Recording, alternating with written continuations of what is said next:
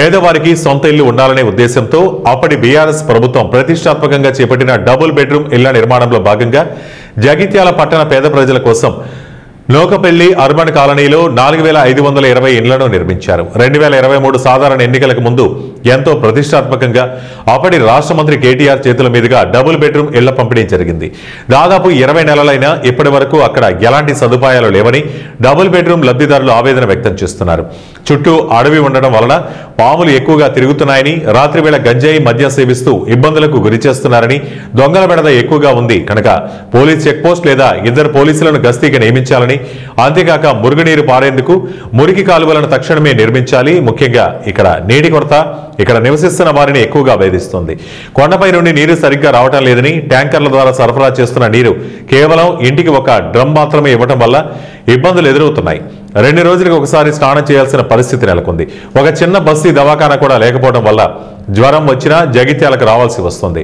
Road సౌకర్యం కూడా లేకపోవడం, చిన్నారులను స్కూలుకి పంపించడానికి ఉద్యోగ ఉపాధి నిమిత్తం జగిత్యాలకు రావాల్సిన పరిస్థితి. ఒక బస్సు కేటాయించాలని ఎన్నిసార్లు విన్నవించినా పట్టించుకునే నాదుడే లేడు. ఆటో ఖర్చులే తడిసి మోపిడవుతున్నాయి. ఈ ఖర్చులన్నీ కలిపితే జగిత్యాలలో ఉండే అద్దె ఇంటి కన్నా ఎక్కువగా అవుతున్నాయి. మరి జగిత్యాలలోని అద్దె ఇండ్లు ఉందామనుకుంటే ఈ ఇంటిని వేరే వారికి ఇస్తామని అంటున్నారని, తాళాలు వేసుకుని వెళ్తే తాళాలు పగలగొడుతున్నారని వాపోయారు.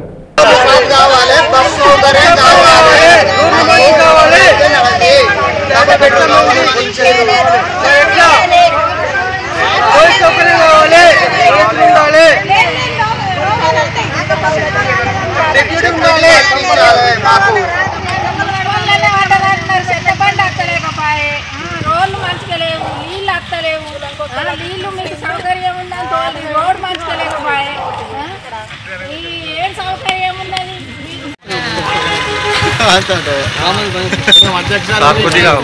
ఇది ఎన్నో లాస్ట్ బిల్డింగ్ కనిపిస్తుంది. ఆడ కూడా సీగటే తాంబాలు లేవు, లైట్ లేవు, పౌడు కూడా పోడు ప్రాబ్లం అవుతుంది. అనుకున్నప్పుడే భయం అవుతుంది. సురేష్ ఫోన్ చేస్తాను, చేయలే తీసుకో, రాజు దగ్గర ఉంటుంది. చెప్పండి.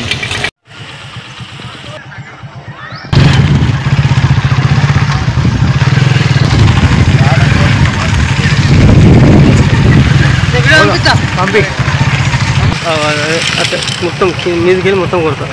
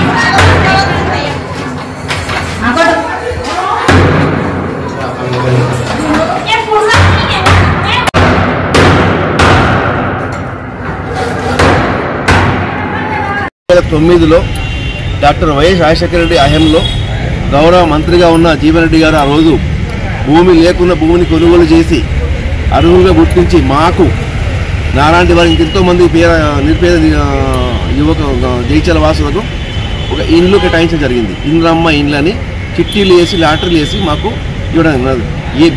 B41లో నాకు ల్యాండ్ వచ్చింది. నేను కాంట్రాక్ట్కి ఇచ్చిన కట్టుకొని కాంట్రాక్ట్ కేసీఆర్ కొంచెం లోపల నాశనం అయిపోయింది. అది మళ్ళీ తెలంగాణ వచ్చాక మేము ఇస్తామని చెప్పని మా దగ్గర ఉన్న డాక్యుమెంట్ తీసుకొని కట్టిస్తామని చెప్పి డబుల్ బెడ్రూమ్ కట్టిస్తామని చెప్పి తీసుకొని వేరే వాళ్ళ కట్టియడం ఏంది. మా దగ్గర మాకు వచ్చిన కేటాయించిన భూమిని వేరే వాళ్ళ కేటాయించి ఇప్పటిదాకా మాకు ఇండ్లు ఇవ్వకుండా, అర్హులకు ఇవ్వకుండా ఈ 15 సంవత్సరాలుగా ఎలక్షన్ల ముందు ఇవ్వడం, ఎలక్షన్ అయితే ఇది చేసడం, ఇప్పటిదాకా ఇది నడుచు ప్రక్రియ. ఇప్పుడు ఇచ్చిన డబుల్ బెడ్రూమ్ వాళ్ళకు కూడా అవసరం లేవు, నీళ్ళు లేవు, కనసక లేదు, ఎక్కడైనా ఇది లేదు. ఎప్పటిదాకా ఈ డబుల్ బెడ్రూమ్ రాజకీయాలు చేస్తారు? ఎప్పటిదాకా ఈ పేదవాడిని రోడ్ల మీద చూపుతారు?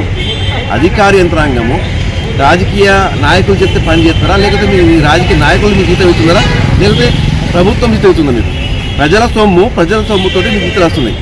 జిల్లా కలెక్టర్ గారు దీన్ని గుర్తించి ఎవరో ఎమ్మెల్యే